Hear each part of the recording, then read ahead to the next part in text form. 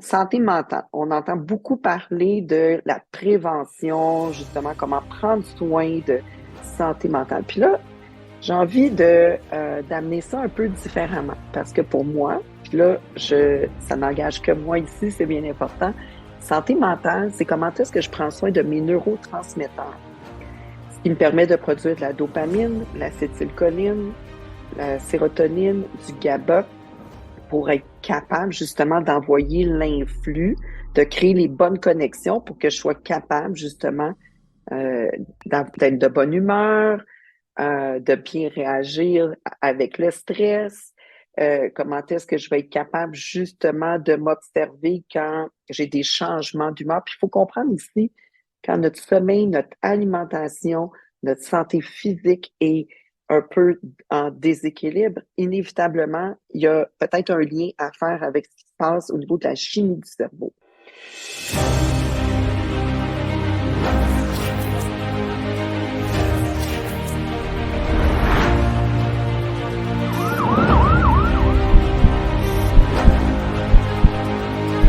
Two, one, residential fire.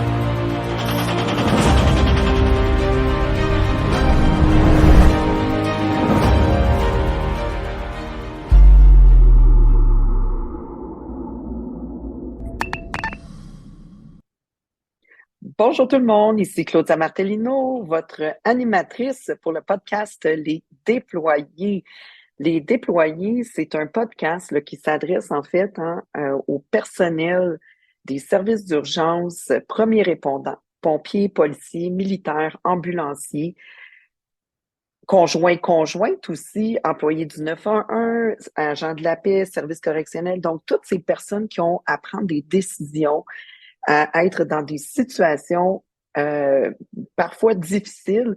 Puis en fait, l'intention derrière ce podcast-là, excusez, c'est vraiment de démystifier, détaboutiser, hein, je sais que j'invente un mot ici, tous les enjeux, les impacts qui sont reliés à la santé mentale, émotionnelle, psychologique, etc. Donc, tout ce que ça peut amener, là, dans le fond, dans notre quotidien. Donc, aujourd'hui, ça va être un podcast qui est un petit peu plus de style informationnel, si je peux le dire ainsi. Puis, j'ai envie de vous inviter, hein, quand vous allez l'écouter, de prendre un papier puis un crayon. Puis là, peut-être que ça sera pas le bon moment parce que tu vas être en auto, peut-être que tu es en train de faire l'aspirateur. Donc, peu importe où est-ce que tu te trouves en ce moment, fais juste garder en tête que cet épisode-là, tu vas pouvoir le réécouter. Puis même, je vais mettre un petit document là, à télécharger qui pourra être disponible, en fait, pour que tu puisses justement prendre peut-être des notes, parce que j'ai envie pas juste de t'informer, j'ai aussi envie que tu prennes le temps de t'arrêter et puis de regarder à l'intérieur de toi qu'est-ce qui est en train de se passer actuellement dans ton quotidien. OK? En lien justement avec la santé mentale, avec la santé physique aussi, avec ce qui se passe au niveau de tes émotions, puis peut-être aussi dans tes relations. Donc, j'ai envie de un peu démêler tout ça parce que on est rendu à notre 4e épisode. On parle d'enjeux de stigmatisation, de suicide. Donc, on parle des vraies affaires. Mais là, aujourd'hui, je me suis dit, et si je prenais le temps, un peu peut-être justement d'amener ça plus concrètement. Bon, ça veut me dire que peut-être, déjà, c'est du concret avec les 2 derniers épisodes. Mais j'ai envie aussi de nous inviter à une petite auto-évaluation. Hein? On en est où par rapport à ça? Puis ça, en fait, moi, j'ai envie de te proposer que tu le fasses vraiment avec toi-même quand ça sera le bon moment pour que tu puisses regarder qu'est-ce qui se passe exactement ici et maintenant. Euh, Puis que tu sois une personne touchée de près ou de loin par ces métiers-là, hein, de service d'urgence, premier répondant. Puis peut-être que, parce que j'entendais un de mes amis qui me disait, ben, tu sais, dans la construction, c'est un peu comme ça aussi. Service de la santé, les infirmières, les enseignants. Donc, chaque corps de métier, je pense qu'on a quand même tous des enjeux différents, mais à la fois semblables. Donc, voici ce que je te propose aujourd'hui. Dans un premier temps, on démystifie un peu hein, de quoi on parle exactement quand on parle de santé mentale, santé émotionnelle, des enjeux psychologiques, de sécurité. En tout cas, on va démystifier ça dans un premier temps. Puis après ça, ben moi, ce que je vais te proposer, c'est qu'à travers vraiment le podcast, que tu puisses regarder, faire une petite auto-évaluation, puis ça sera rien de compliqué, hein. C'est juste de dire, OK, sur une échelle de 1 à 10, là, moi, je me situe où là-dedans? Puis après ça, ben, tu pourras regarder, hein, peut-être euh, lequel des endroits euh, qui va mieux, puis lequel des endroits peut-être tu aurais envie de te pencher pour dire, ah, tu sais, je vais en prendre un peu plus soin. Donc, ceci étant dit, on parle beaucoup de santé hein, dans les dernières années. On parle beaucoup de santé physique, la santé du corps, euh, hein, comment prendre soin de son corps à travers la nutrition, à travers l'entraînement, prendre soin de nos systèmes qui sont à l'intérieur de soi, les intestins, des rendez-vous médicaux. Puis là, dernièrement, hein, dans les dernières années, c'était vraiment le sujet de l'an, système immunitaire, vraiment prendre soin de cette enveloppe-là qui fait qu'on est fonctionnel. Il y a une chose qui est particulière, c'est qu'au niveau des services d'urgence, policiers, pompiers, militaires, ambulanciers, agents correctionnels, pour certains corps de métier, il y a des tests à passer, des tests physiques à passer. Certains, ça va être annuellement, selon la fonction que tu occupes. Certains, ça va être pour entrer. Donc, tu as un test à passer, puis à travers tes différentes étapes, jusqu'à temps que tu sois embauché, tu as des tests physiques à passer. Donc, tout dépendant du corps de métier, l'aspect physique est très important. Hein? Donc, on va mentionner de prendre soin de son sommeil, son alimentation, de maintenir hein, les compétences reliées à l'emploi pour être capable de bien fonctionner. Je vais parler des policiers, hein, comment est-ce que tu peux être capable de réagir rapidement, que ce soit de courir, de surmonter des obstacles. Les militaires, la même chose, à chaque année, ils ont des tests à passer. Les pompiers, la même chose, c'est extrêmement physique. Donc, santé physique, je pense que, selon moi, c'est comme un des aspects, le premier, hein, dans lequel on est capable, en fait, de s'auto-évaluer puis de dire, est-ce que je prends soin de moi au niveau physique? Est-ce que je prends soin de ma qualité de sommeil, hein, les chiffres de nuit qui font en sorte qu'on est tout à l'envers? Les quarts de travail qui changent, des fois aussi des longues heures de travail. Donc, comment est-ce que je vais prendre soin de ma capacité hein, à m'adapter à toutes ces conditions qui sont extérieures à moi? Donc, l'alimentation, être fit pour continuer de travailler.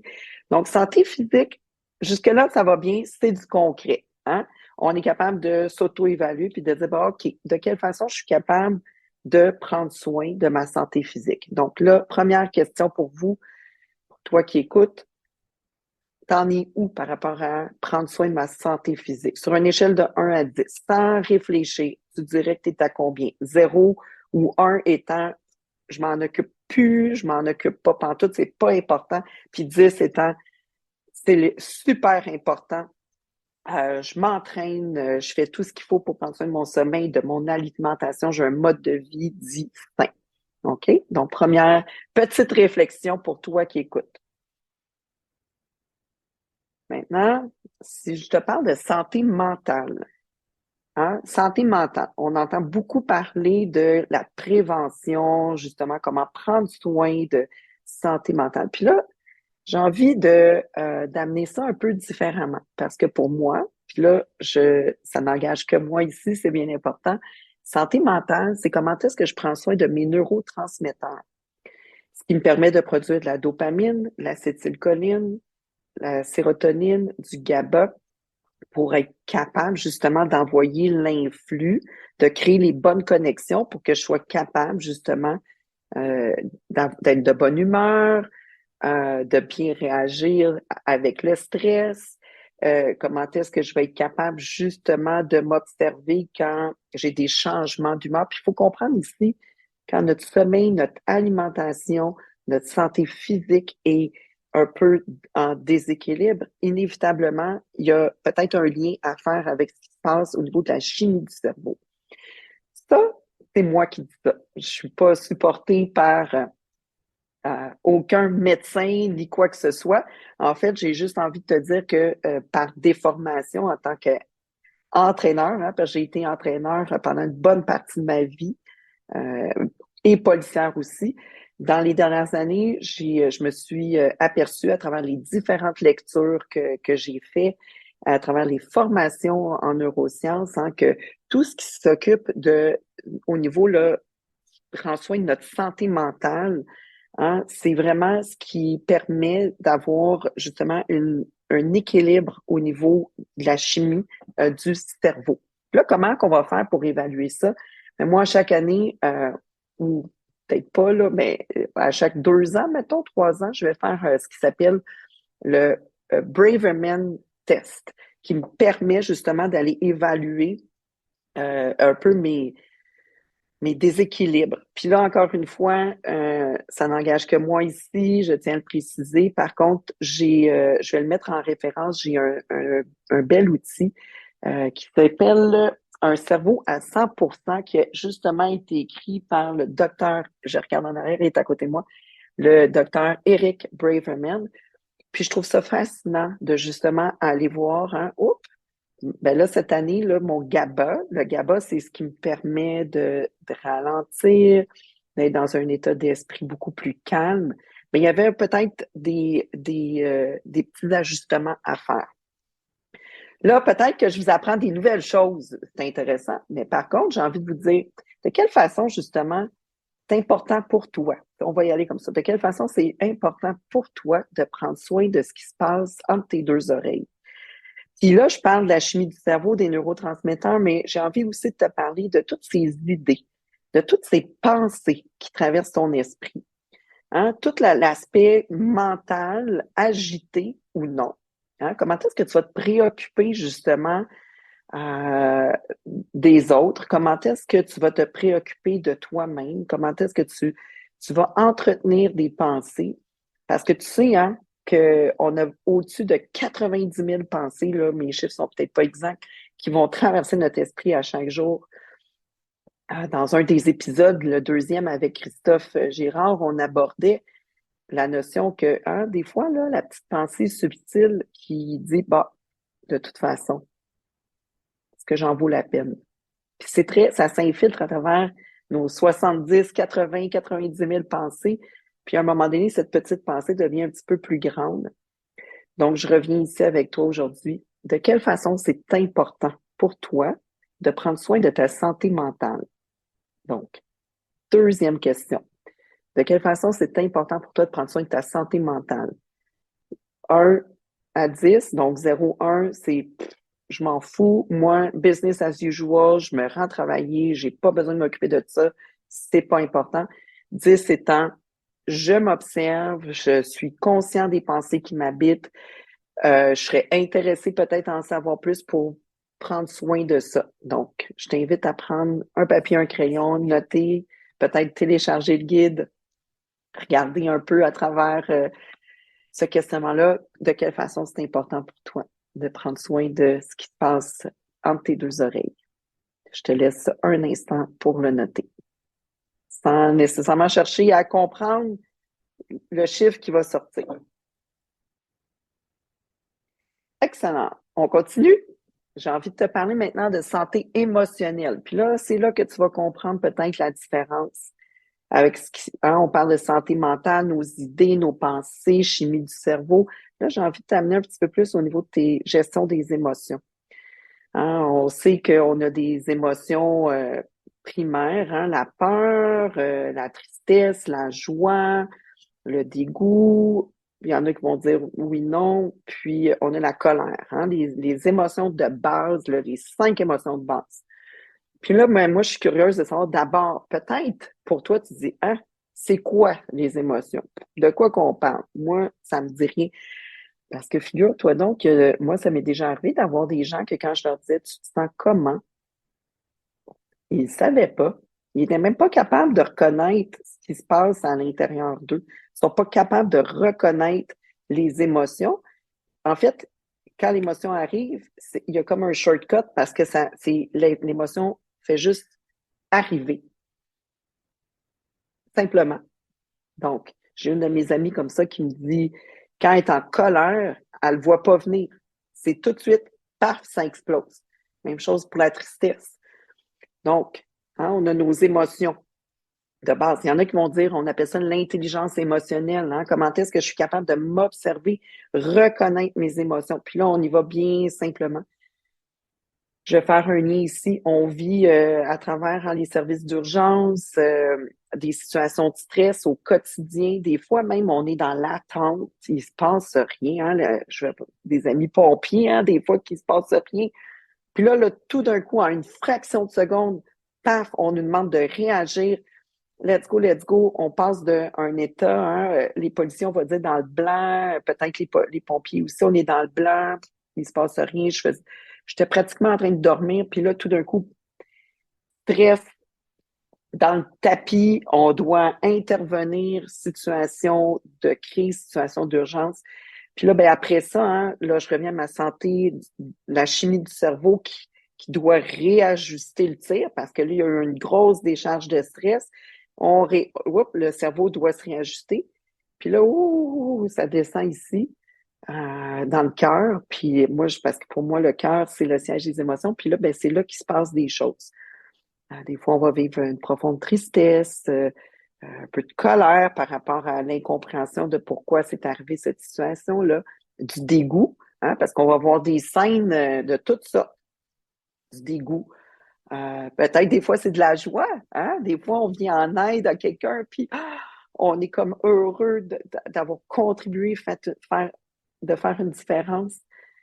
Donc, hein, comment est-ce que je suis capable de m'observer dans mes émotions, puis comment est-ce que je suis capable, en fait, d'observer que ces émotions-là existent, qu'elles prennent hein, différentes façons pour s'exprimer dans le corps.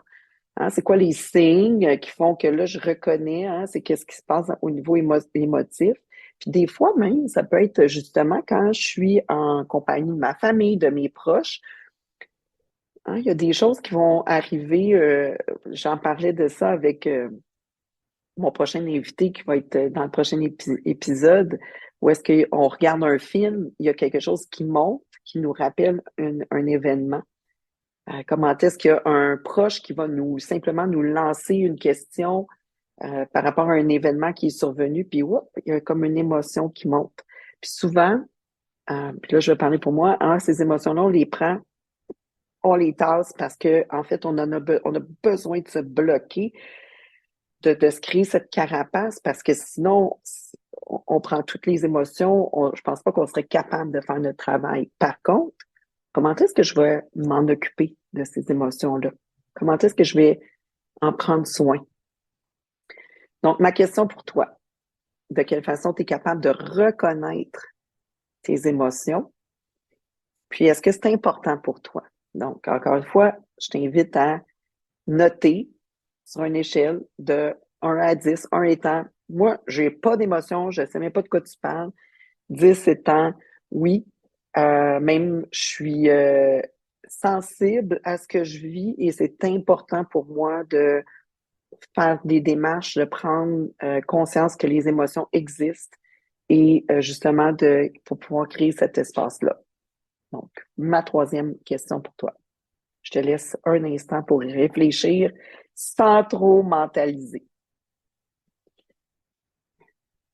All right, on continue. Santé relationnelle. Oh, là, que tu sois en couple ou pas, que tu aies une famille avec des enfants ou pas. Pourquoi j'amène ça sur le sujet? Parce que, en fait, plus souvent qu'autrement, les métiers qu'on exerce, policiers, pompiers, ambulanciers, militaires, c'est très exigeant sur les relations. Que ce soit la famille, hein, les parents, que ce soit avec les enfants, que ce soit le conjoint, la conjointe, il y a des enjeux puis il y a des impacts. Ne serait-ce que les chiffres de nuit, les quarts de travail, les horaires atypiques déjà en partant, les situations qu'on vit au quotidien, que ça soit également peut-être les déménagements, hein. J'ai des militaires que je connais qui ont déménagé à plusieurs reprises compte tenu des affectations. Donc, ça aussi, ça a un impact, hein, sur la vie. Donc, les déménagements, les changements d'équipe, les changements de partenaires aussi, hein, de travail.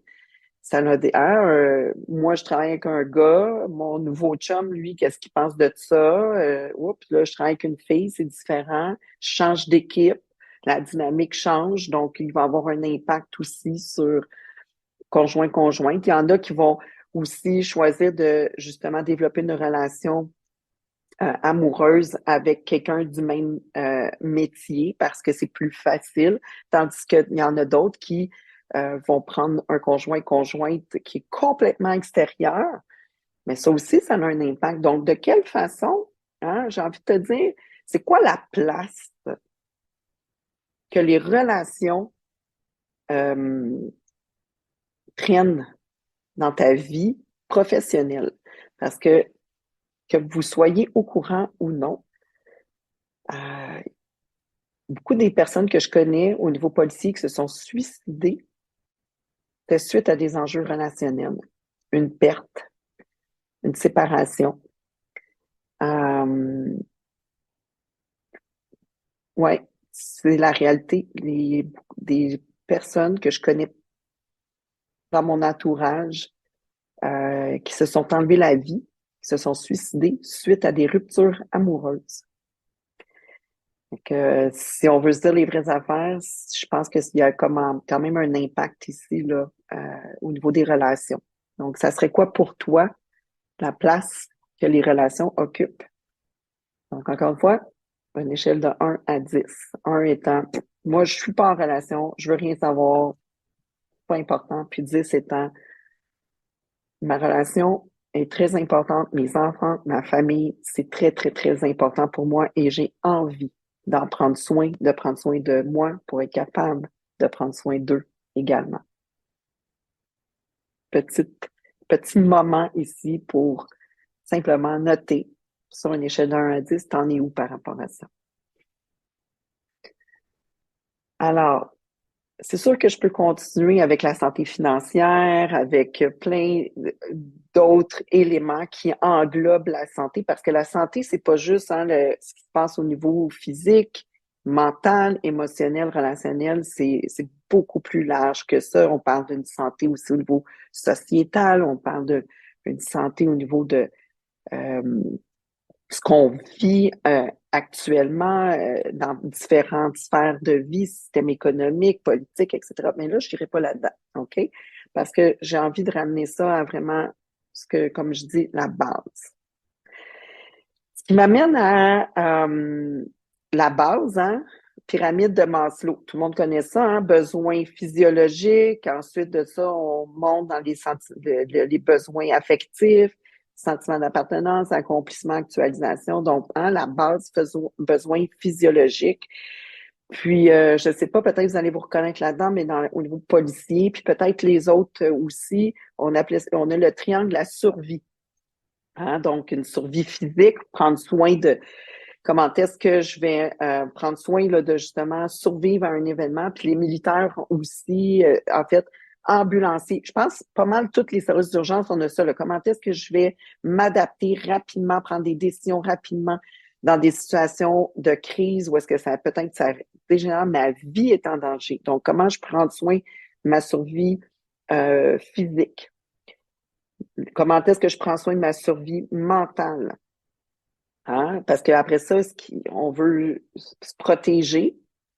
Freeze, fight, flight, on connaît ça. Donc, hein, je vais, est-ce que je vais figer, foncer, fuir? Donc, c'est quoi là, mes mécanismes là, que je vais utiliser pour survivre? Puis au niveau mental, c'est la même chose. Hein? Comment est-ce que je vais venir me prendre soin de ce qui se passe après ça au niveau de mes idées, mes pensées, suite à des événements? Puis il y a un autre aspect qui est super important, c'est l'aspect légal et je vais rajouter média. Parce qu'aujourd'hui, en 2022, on ne se le cachera pas, tout ce qui concerne les pompiers, les ambulanciers, militaires, police, là, ben, les gens, là, c'est comme s'ils veulent, les citoyens, hein, ils scrutent à la loupe ce qui se passe. Hein. C'est comme un peu, c'est le fun de savoir ce qui se passe là, au niveau des policiers, des ambulanciers, des militaires. Puis là, je parle pas je parle d'intervention. Hein? Tu sais, quand c'est crunchant, le croustillant, il y a du sang, il y a du drame, on aime ça. Par contre, la personne qui vit l'événement puis qui retrouve son visage dans les médias, il y a un impact aussi. Puis on entend beaucoup parler hein, justement du désengagement policier parce que là, il y a tellement de politique, il y a toutes sortes de choses qui se passent qui fait que là, les policiers, là, on marche sur des œufs, on n'ose pas trop intervenir pour toutes sortes de raisons. Bon, ça fait partie, ça, je vais le dire, du triangle de la survie. Donc, prendre soin de survivre à des événements traumatisants, prendre soin de survivre mentalement. Puis, il y a aussi tout prendre soin de comment est-ce que je vais dealer, comment est-ce que je vais m'occuper de et si. Puis là, souvent, là, on est dans l'anticipation parce que souvent, on va se dire, si je interviens puis je fais quelque chose, comment je vais réagir d'avoir à faire face d'avoir ma face dans les médias, puis de peut-être avoir à aller témoigner à la cour. OK? Donc, ça, c'est important, puis on va se le dire, c'est un discours probablement que moi, j'ai déjà eu, que peut-être plusieurs vont se retrouver là-dedans. Donc, ce triangle de la survie-là, comment est-ce que aussi je le nourris? Donc, est-ce que je suis souvent en train de penser à ça? Ou est-ce que c'est au contraire, je me dis, regarde, sais-tu quoi? Moi, la vie, je fais confiance, puis tout est parfait. Je vais prendre une phrase de PNL, hein. Derrière tout comportement, il y a une intention positive. Donc, derrière tout geste, derrière chaque situation, il y a une intention positive. C'est plus ça mon mindset? Donc, de quel côté je me retrouve? Est-ce que je suis plus du genre, oui, c'est important pour moi, ce triangle de survie, puis ça m'habite, ou est-ce que je suis plus comme, je fais confiance? Donc, ici, encore une fois, juste noter, c'est quoi ton état d'esprit par rapport à ça? Pour juste un peu voir t'en es où. Je te laisse quelques secondes avant de poursuivre. Parce que là, le prochain, je sais pas si, j'ai envie de dire, je réfléchissais à ça cet été, à un moment donné, au triangle de la confiance. Hein. On est passé de la survie à un triangle de la confiance. Puis là, c'est intéressant parce que justement, je me disais, moi, je suis une personne qui a besoin de sécurité dans la vie, qui a besoin de liberté dans la vie. Donc, sécurité, liberté. Puis là, j'avais l'impression d'être tout souvent dans ce déchirement entre sécurité, liberté, sécurité, liberté. Puis je voyais comment est-ce que ça venait affecter peut-être ma confiance. Confiance en la vie, confiance en moi, confiance en des situations qui m'échappent. Quand on parle de sécurité, en fait, j'ai envie de dire, c'est tout ce qui est justement ta sécurité physique. Hein? Je reviens avec le triangle de la survie, la santé physique et tout ça. Tout ce qui est ta sécurité émotionnelle. Comment est-ce que je me sens à l'aise? Comment est-ce que je me sens ouverte à discuter de certains enjeux avec mes collègues, avec la partie patronale, avec comment est-ce que je me sens en sécurité pour nommer des choses importantes avec mes conjointes également, auprès de mes enfants. Donc, comment est-ce que je me sens en sécurité psychologique pour prendre une place où est-ce que je dis souvent, comme je dis à mes clients, c'est un safe spot ici, tu peux déposer ce qui te pèse en toute sécurité. OK? Puis là, ça, c'est important parce que j'entendais ça dernièrement, sécurité psychologique, sécurité psychologique. Puis là, je me disais, c'est concrètement, là, ça veut dire quoi? Ça veut dire que je suis dans un endroit de non-jugement, une place où est-ce que je suis accueillie, donc il y a quelqu'un qui m'écoute, qui me reçoit et qui est neutre pour que je puisse me libérer de ce que je porte à l'intérieur de moi. Donc, quand on parle de ce type de sécurité-là, hein, c'est pas juste mes besoins physiologiques, ma santé physique et tout, c'est aussi comment est-ce que je peux justement me libérer de ce qui se passe à l'intérieur de moi. Puis là, je fais le lien avec justement la liberté. Si je suis libre,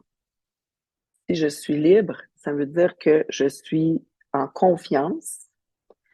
Je suis dans un endroit ou avec une personne qui me permet, en fait, de justement nommer ce qui est important pour moi, de nommer mes enjeux, de nommer mes défis, comment je me sens. Je suis capable aussi d'être en cohérence avec mes valeurs. Donc, si je suis libre, ça amène de la confiance. Donc, voyez-vous, mon triangle de la confiance, c'est ça, hein? Si la sécurité psychologique est présente, je me sens libre d'être qui je suis. Donc, j'ai plus de confiance dans ce que j'ai à faire, j'ai plus de confiance dans la vie, j'ai plus de confiance dans mes collègues, j'ai plus de confiance dans l'organisation. Donc, triangle de la confiance. Fait que là, je suis curieuse de savoir quand j'évoque ce triangle de confiance, sécurité, liberté, confiance, hein, toi, là, tu te situerais où? Est-ce que tu te sens en sécurité, libre d'être qui tu es, donc pleinement confiant? Est-ce que tu en es à 1/10 ou à 10/10 de yes sir, moi je l'ai l'affaire, puis tout est parfait, sécure, je me sens sécure, je me sens libre, je me sens en confiance. Donc, encore une fois, je t'invite à prendre le temps juste de laisser aussi peut-être ton corps, hein. Des fois, on veut penser avec sa tête, oui, 10/10, mais juste de dire quand tu entends ces mots-là, sécurité, liberté, confiance, il se passe quoi là, dans ton corps physique?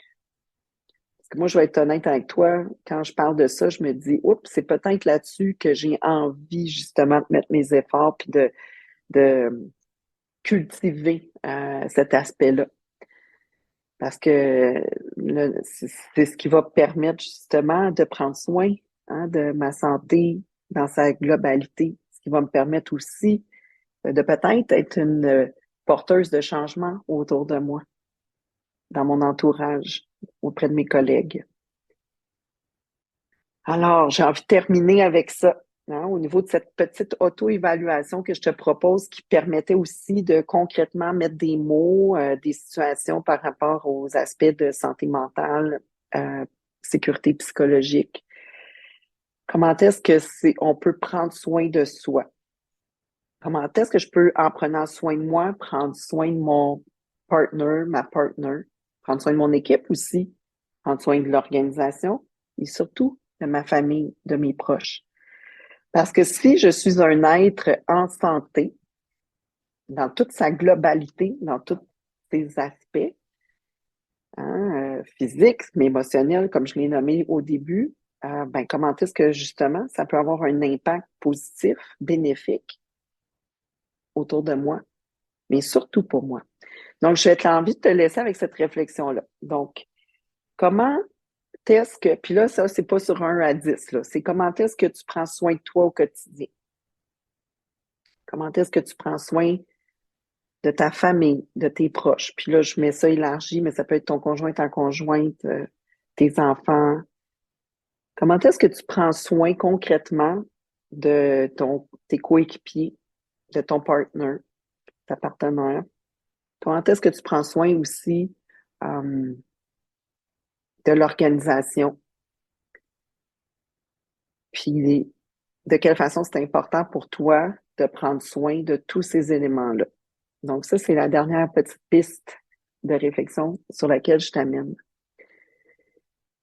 Alors, j'espère que cet épisode-là t'a permis peut-être justement de faire un peu le point sur où est-ce que tu en es par rapport à ta santé en général, par rapport à ta survie, par rapport à ta confiance, par rapport pour toi, pour les autres. Je suis curieuse, moi, de savoir euh,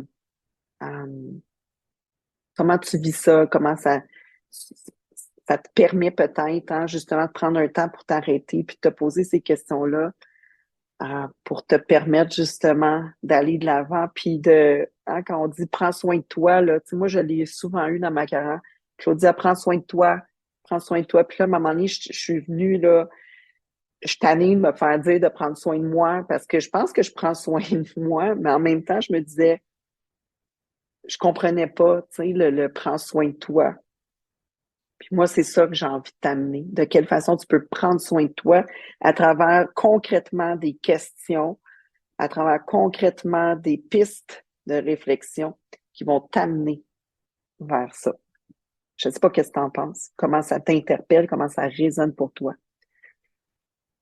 Fait que moi, je suis curieuse, en fait, de lire peut-être tes commentaires que tu peux soit m'écrire en messagerie privée, tu peux écrire des commentaires. Je ne sais pas là, de quelle façon là, c'est possible de le faire, peut-être à travers sur YouTube, Ocha, si tu es abonné à ma lettre, mon infolettre aussi, je pense que c'est possible d'écrire des commentaires sous cet épisode. Puis moi, ben, j'ai envie de te souhaiter que où tu sois et quoi que tu sois en train de faire en ce moment, j'espère que ça t'a apporté des pistes pour justement que tu puisses continuer d'être bien, euh, puis de propager aussi ce bien-être-là autour de toi.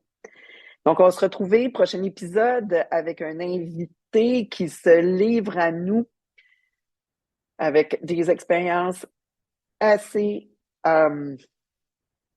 intéressante, j'ai envie de dire. Donc, on va avoir un beau rendez-vous ensemble avec un paramédic dès le prochain épisode.